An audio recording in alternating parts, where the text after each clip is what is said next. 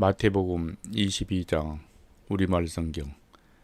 예수께서 다시 비유를 들어 그들에게 말씀하셨습니다. 하늘나라는 자기 아들을 위해 결혼잔치를 베푸는 왕과 같다.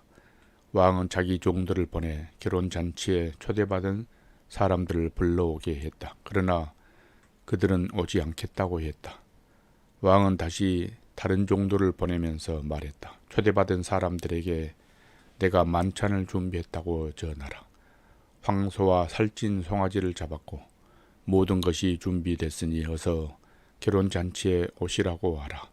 그러나 초대받은 사람들은 들은 척도 하지 않고 제각기 가버렸다.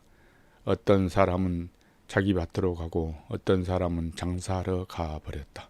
그리고 또 다른 사람들은 그 종들을 붙잡아 모욕하고 죽이기까지 했다. 격분한 왕은 자기 군대를 보내 그 살인자들을 죽이고 그들이 도시를 불태워 버렸다. 그리고 왕은 자기 종들에게 말했다. 결혼잔치는 준비됐으나 내가 초대한 사람들은 자격이 없다. 너희는 길거리로 나가 만나는 사람마다 잔치에 오라고 초대하라. 그래서 종들은 길거리에 나가 악한 사람들이나 선한 사람들이나 눈에 띄는 대로 사람들을 모두 모아들였다. 그렇게 해서 결혼잔치 자리는 손님으로 가득 차게 됐다. 그런데 왕이 손님들을 보려고 들어왔다가 거기에 어떤 사람이 예복을 입고 있지 않는 것을 보고 물었다. 이복의 친구, 그대는 어떻게 혼인 예복도 입지 않고 여기에 들어온 거요? 그는 아무 대답도 할 수 없었다. 그러자 왕이 종들에게 말했다. 이 사람의 손과 발을 묶어 바깥 어두운 곳으로 내쫓으라. 거기서 슬피 울며 이를 갈 것이다. 이와 같이 초대받은 사람은 많지만 선택받은 사람은 적다. 이에 바리새파 사람들이 나가 어떻게 하면 예수의 말을 트집잡아 함정에 빠뜨릴까 궁리했습니다. 그들은 자기 제자들과 헤롯 당원들을 예수께 보내 물었습니다. 선생님, 우리는 선생님이 진실한 분이시며 진리에 따라 하나님의 도를 가르치신다고 알고 있습니다. 그리고 사람을 겉모습으로 판단하지 않기 때문에 사람에 의해 좌우되는 분이 아니신 것도 압니다. 그러니 말씀해 주십시오. 선생님 의견은 어떻습니까? 저희가 가이사에게 세금을 바치는 것이 옳습니까? 옳지 않습니까? 그러나 예수께서는 이들이 악한 속심을 알고 말씀하셨습니다. 위선자들아, 왜 너희가 나를 시험하느냐? 세금으로 내는 돈을 내게 보이라. 그들이 데나리온 하나를 예수께 보여드리자 예수께서 그들에게 물으셨습니다. 동전에 있는 얼굴과 새겨진 글자가 누구의 것이냐? 그들은 가이사의 것입니다. 라고 대답했습니다. 그러자 예수께서 그들에게 말씀하셨습니다.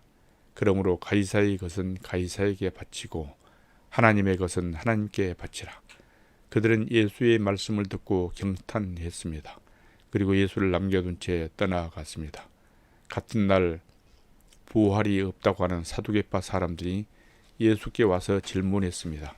선생님, 모세는 남자가 자식 없이 죽게 되면 그 동생이 형수와 결혼해서 형을 위해 자식을 낳아 주어야 한다고 말했습니다. 그런데 우리 가운데 7 형제가 있었습니다. 첫째가 결혼해 살다가 죽었는데 자식이 없었기 때문에 그 동생이 형수를 맡게 됐습니다. 그런데 둘째에게도 셋째에게도 계속해서 7째에 이르기까지 똑같은 일이 일어났습니다. 그리고 마침내 그 여자도 죽었습니다. 7사람 모두 그 여자와 결혼했으니 그렇다면 부활 때에 그 여자는 7 형제 가운데 누구의 아내가 되겠습니까? 예수께서 대답하셨습니다. 너희가 성경이나 하나님의 능력을 모르기 때문에 잘못 생각하고 있구나. 부활 때는 사람들이 시집도 장가도 가지 않는다. 그들은 하늘에 있는 천사들처럼 될 것이다. 그러나 죽은 사람이 부활에 대해 말하자면 하나님께서 너희에게 하신 말씀을 읽어보지 못했느냐? 나는 아브라함의 하나님, 이삭의 하나님, 야곱이 하나님이다 라고 하셨으니 하나님은 죽은 사람이 하나님이 아니라 산 사람이 하나님이시다. 무리가 이 말씀을 듣고 예수의 가르침에 놀랐습니다. 예수께서 사두개파 사람들이 말문을 막으셨다는 소문을 듣고 바리새파 사람들이 함께 모였습니다. 그들 가운데 율법 교사 한 사람이 예수를 시험하려고 질문을 던졌습니다. 선생님, 율법 가운데 어느 것이 가장 중요한 계명입니까? 예수께서 대답하셨습니다.